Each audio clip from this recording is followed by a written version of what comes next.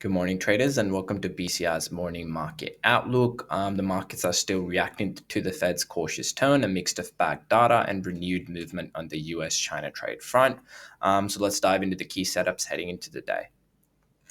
First up, let's have a look at the US dollar, DXY, which briefly hit 99.97 yesterday, but has since pulled back, now trading closer to 99.5. The Fed kept rates steady, which was expected, but what caught the traders' attention was the tone, a clear acknowledgement of rising risks around both inflation and unemployment. Markets are still pricing in up to 3 rate cuts this year. There's also in focus is trade talks. Treasury Secretary Scott Bessent and the trade rep are meeting Chinese officials in Switzerland this week. While this could help ease tensions, Trump's made it clear no tariff cuts for China just to get them to the table. Technically, the dollar remains range bound between 99 and 100 with bearish bias on the charts. RSI is near 44 and MACD is giving a mild buy. But overall momentum looks neutral. Watch that support level at 99 and resistance at 100. Next up, let's have a look at crude oil, WTI, which is still under pressure, falling 1.7% to around 57.7. The market's struggling to shake off demand concerns tied to the US-China trade war and expected ramp up in OPEC supply. We did get some positive EIA data showing a 2 million barrel draw in the US inventories, but it wasn't enough to offset broader macroeconomic worries. Right now, traders are cautious ahead of the trade talks in Switzerland, which could be a step forward, but expectations remain low. Technically, oil needs to reclaim the $60, 60.8 zone to flip sentiment. Until then, it's likely that any bounce will face selling pressure. For today, we're watching support at $57 and 56.79, but there's still a possible long setup around the 57.4 mark.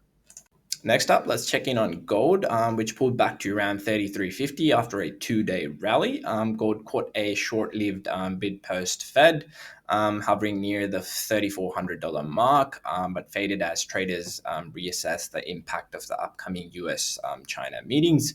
The safe haven flow has cooled slightly, with both sides at least sitting down for talks. But let's be real, these are early stage discussions and risk of a breakdown remains. Plus, with the Fed still sounding the alarm on inflation and growth risks, gold's longer term case is far from over. From a technical standpoint, 33.60 is the pivot to watch, with support down at 33.34 and the key psychological level at 3300 still holding strong.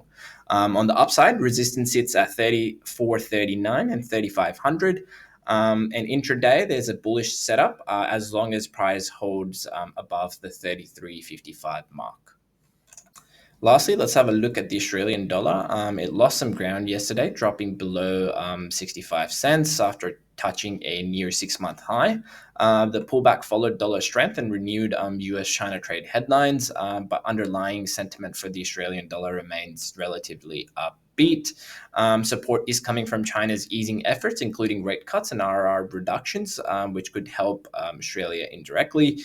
Local data still shows weakness in manufacturing, and the RBA is widely expected to cut rates in May. Technically, momentum still leans bullish, with key indicators showing strength. Support sits at 64 cents, while resistance targets could include 65.28 and 66 cents. Well, that's all for today. The dollar is retreating post-Fed. Oil remains under pressure. Gold is holding key levels despite the pullback. And the Australian dollar is trying to find its footing again.